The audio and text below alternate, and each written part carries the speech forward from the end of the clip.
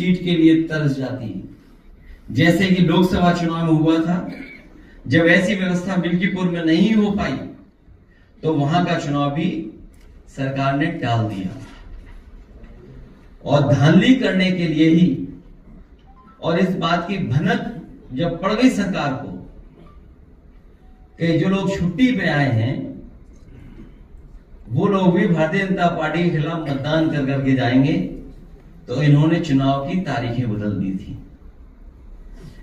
एक देश तब एक लोकतांत्रिक क्रांति की ओर बढ़ने लगता है जब उसे कहीं से भी इंसाफ की उम्मीद दिखाई नहीं देती। महंगाई, बेरोजगारी, बेकारी और चुनावी धांधली से आक्रोशित समाज एक सीमा तक सहता है। इतनी सी बात तो अनपढ़ भी समझता है कि पेट की आग कभी भी उसको नहीं जिता सकती जिसने रोटी छीनी हो और जिसने रोजगार छीना हो। भाजपा ने रोजी रोटी, मान सम्मान, सौहार्द, भाईचारा सब छीन लिया है। भाजपा संविधान से लेकर के आरक्षण तक सबको खत्म करने पर उतारू है। ऐसे में भला उसे वोट कौन देगा?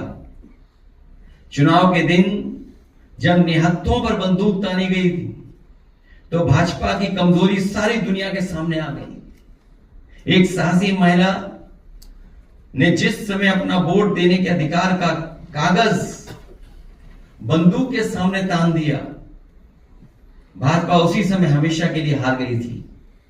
लोकतंत्र में ऐसा तमाचा आज तक किसी ने नहीं मारा जिसकी गूंज भाजपाइयों को रात में सोने नहीं देगी। सत्ता की भूख ने तो भाजपा को पहले ही बीमार बना दिया था, अब तो वो सो भी नहीं पाएंगी। हमें तो भाजपा के लोगों पर अब तरस आता है, लेकिन जनता कह रही है ये वो लोग नहीं जिन पर तरस किया जाए। भाजपा सोच रही है कि इन परिणामों से पीढ़ी हताश होगा, तो वो गलत सोच रही है। अन्याय और उत्पीड़न लोगों तो तोड़ता नहीं समझ जोड़ता है, तोड़ता नहीं बल्कि जोड़ता है लोगों को। उत्पीड़न और अन्याय कभी भी लोगों को तोड़ता नहीं है, जोड़ने का काम करता है।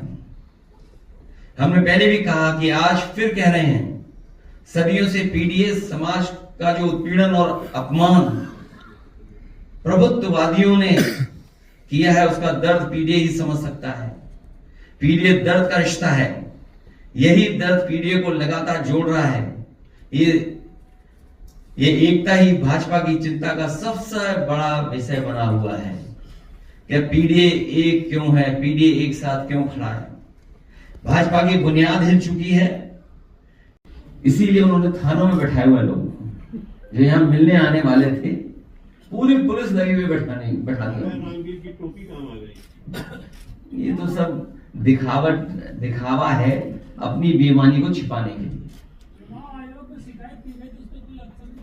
चुनाव आयोग को शिकायत की और शिकायत की जाएगी इसके बाद। और ऐसे अधिकारी जिन्होंने चुनाव में बेईमानी की है उनका कागज पीछा नहीं छोड़ेंगे, कागज पीछा नहीं छोड़ेगा। सरकार से ये भी तो पूछ लेते कि जो अधिकारी वहां पोस्ट हुए थे, क्योंकि पोस्ट नहीं हो पा रहे थे, उनसे सांठगांठ नहीं हो पा रही थी, इसलिए चुनाव बढ़ा दिया था। गाड़ी बैठा लो, आप गाड़ी रोक लो, ठीक, कागज चेक कर लो। आदमी बैठा लिया आपने, ड्राइवर को करो कार्रवाई। अच्छा, आप जो आ रहे हैं उनके एफिडेविट छीन लिए। ये तो पुलिस पे केस बनता है लूट का।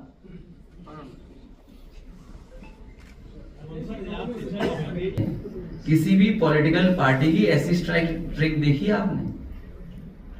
और हमारे एक साथी ने ठीक कहा कुछ पहनावे को लेकर के, जिस पार्टी को हमेशा पहनावे पे शिकायत रहती थी, कौन क्या खा रहा है इस पे शिकायत रहती थी, वो क्या दावा कर रहे हैं? और सच्चाई तो ये है कि इन्हें बूथ तक नहीं पहुंचने दिया, इनकी उंगलियों में निशानी नहीं है।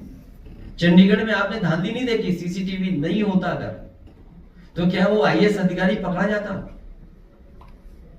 इसीलिए मैंने कहा कि नए तरह की ये इलेक्ट्रॉनिक वोटिंग मशीन से लूट और बूथ कैप्चरिंग है।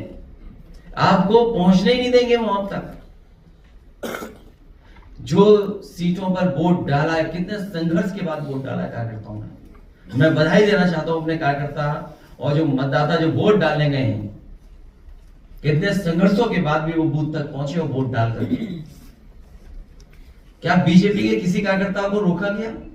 ये उनकी स्ट्रेटेजी थी। आप एक एक बूथ उठा के देख लीजिए बीजेपी का, उन्होंने बूथ कैप्चर करके 90% ज्यादा वोट डाल दिया अपने बूथ पर।